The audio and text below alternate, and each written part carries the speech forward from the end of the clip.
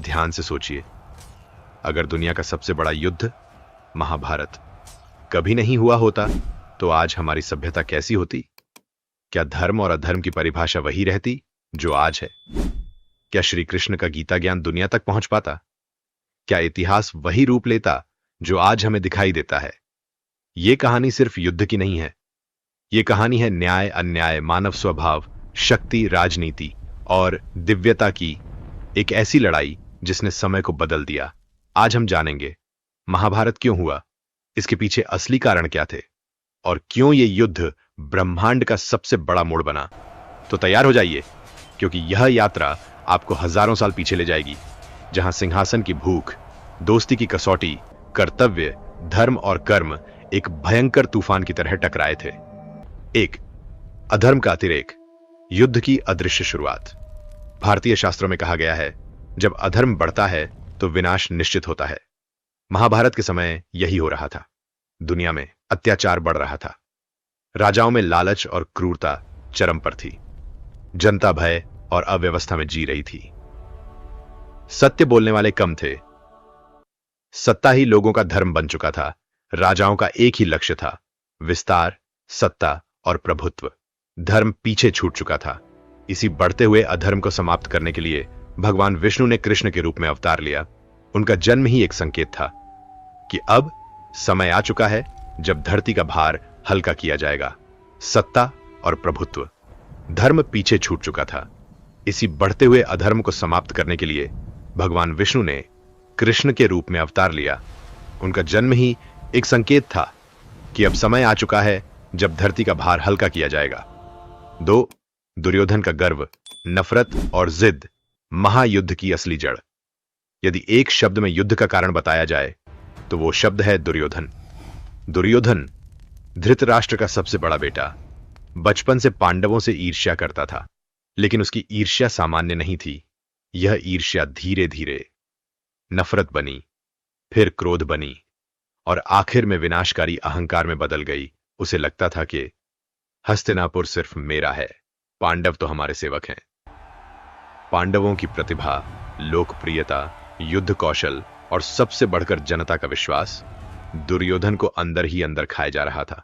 जब कृष्ण ने उसे समझाया, दुर्योधन, पांडव सिर्फ 5 गांव मांगते हैं, उन्हें दे दो, युद्ध टल जाएगा, तो दुर्योधन ने कहा, मैं सुई की नोक के बराबर भूमि भी नहीं दूंगा।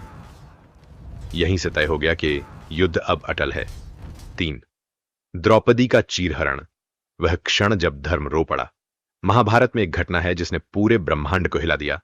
द्रौपदी का चीरहरण।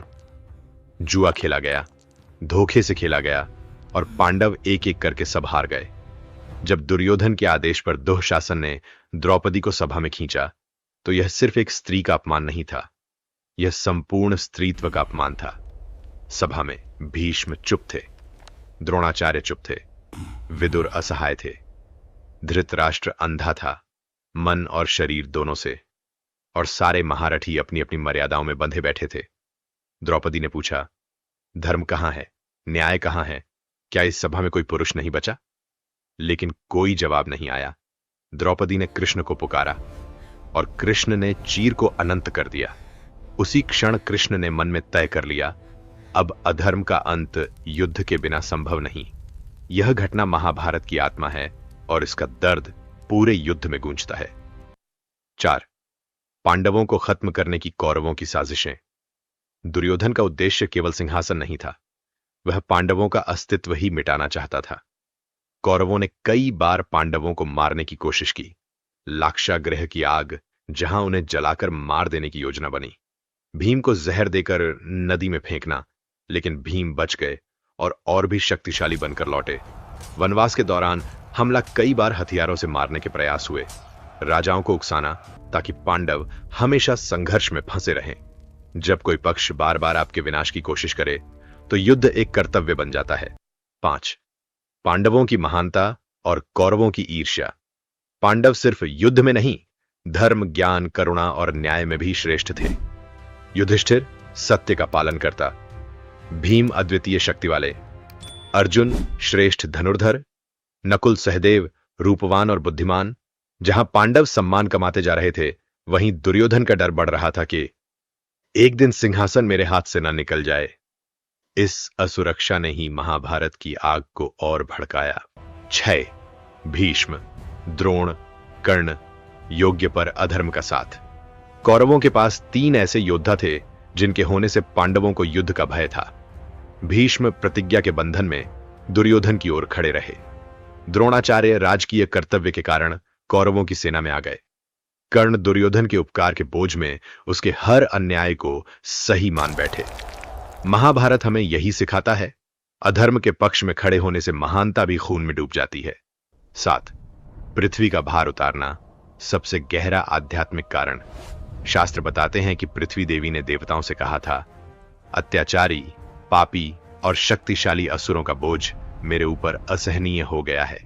इसीलिए महाभारत युद्ध को दैवीय घटना कहा जाता है।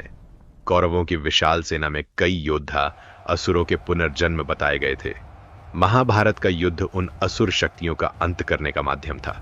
यही कारण है कि कृष्ण खुद युद्ध में हथियार नहीं उठाते, वे सिर्फ मार्गदर्शक बनते हैं, क्योंकि असली युद्ध दिव्य स्तर का था। 8 राजनीतिक चालें, राज्य विस्तार और भू राजनीति। महाभारत सिर्फ पारिवारिक झगड़ा नहीं था, यह पूरे भारतवर्ष की राजनीति का केंद्र था। दुर्योधन का लक्ष्य था हर बड़े राजा को अपनी तरफ करना, राज्य विस्तार, हस्तिनापुर को महाशक्ति बनाना, पांडवों को बाहर करना। दूसरी ओर पांडव विनम्र और न्यायप्रिय थे, इसलिए सभी जनजातियां उन्हें समर्थन देने लगीं। नतीजा, भारत 2 शक्तिशाली पक्षों में बंट गया। कौरव पक्ष, विशाल सेना, विशाल हथियार, बड़े राजा, लेकिन अधर्म की सोच। पांडव पक्ष कम सेना, लेकिन धर्म, योग्य योद्धा और कृष्ण जैसा मार्गदर्शक। राजनीति ने भी युद्ध को जन्म दिया। 9 युग परिवर्तन, द्वापर का अंत, कलयुग की शुरुआत। महाभारत एक युद्ध नहीं, एक युगांत था। युद्ध के बाद द्वापर युग समाप्त हुआ, कलयुग की शुरुआत हुई।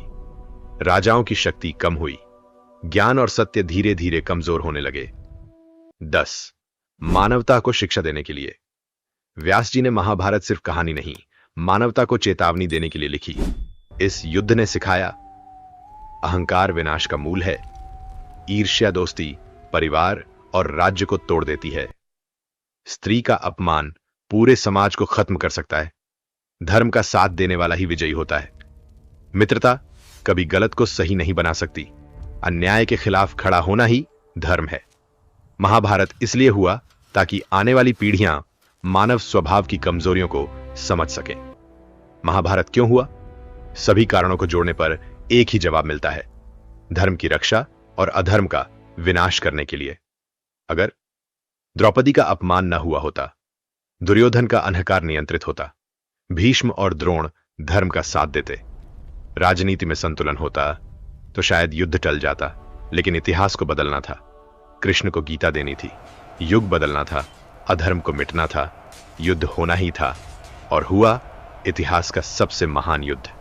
दोस्तों, ये थी महाभारत, युद्ध के पीछे छिपे गहरे वास्तविक और आध्यात्मिक कारणों की पूरी कहानी।